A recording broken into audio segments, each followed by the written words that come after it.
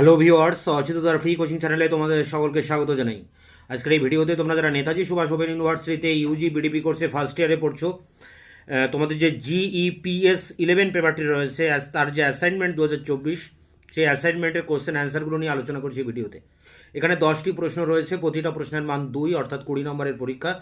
তোমরা এই প্রশ্ন উত্তরগুলি খাতায় লিখে ভালো করে প্রিপারেশন নিয়ে তবে পরীক্ষাটি দেবে, তাহলে 20তে 20 পাবে। দেখো, জিইপিএস 11-এর প্রথম যে প্রশ্ন এসছে, দ্বিজাতি তত্ত্বের অন্তর্নিহিত দর্শনটি কি? উত্তর হবে জাতীয়তাবাদ।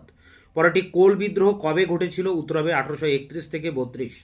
তোমরা অ্যান্সারের অপশানে এই অ্যান্সারগুলো দেখেই কিন্তু তোমরা টিক মার্ক করবে। এরপরে দেখো, ক্যান দ্য সাবালটান স্পিক কার লেখা? উত্তর হবে গায়ত্রী চক্রবর্তী স্পিভাক। পরেরটি দেখো, জাতীয় শিক্ষা পরিষদ কবে প্রতিষ্ঠিত হয়েছিল? উত্তর হবে 1906 খ্রিস্টাব্দে। পরেরটি, শ্রী নারায়ণ ধর্ম প্রতিপালন যোগমের প্রতিষ্ঠাতা কে ছিলেন? উত্তর হবে শ্রী নারায়ণ গুরু। পরে প্রশ্নটি দেখো, ভারতবর্ষে 19বিংশ শতাব্দীর সংস্কার আন্দোলনের মুখ্য উদ্দেশ্য কী ছিল? উত্তর হবে বিদ্যমান সামাজিক কাঠামোর মধ্যে নতুন জীবনধারা এবং আচরণ পদ্ধতি প্রবর্তন করা।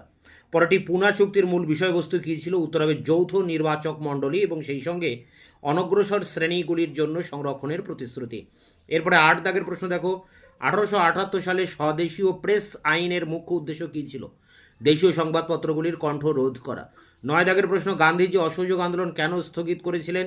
উত্তর হবে চৌরি চৌরা হিংসাত্মক ঘটনা। শেষ প্রশ্ন 10 দাগে, ভারত শ্রমজীবী সংবাদপত্রটি কে শুরু করেছিলেন? উত্তর হবে শশী পদ ব্যানার্জি। তো এই ছিল জিইপিএস 11 পেপারটির 10টি অ্যাসাইনমেন্টের কোশ্চেন অ্যান্সার তোমাদের সামনে তুলে ধরলাম। তোমাদের অন্যান্য পেপারগুলি অ্যাসাইনমেন্টের কোশ্চেন অ্যান্সার খুব দ্রুত তোমাদের সামনে এনে হাজির করবো। ততক্ষণ চ্যানেলকে সাবস্ক্রাইব করে রাখবে, বন্ধুদের কাছে শেয়ার করবে। ভিডিওটি ভালো লাগলে অবশ্যই লাইক দেবে।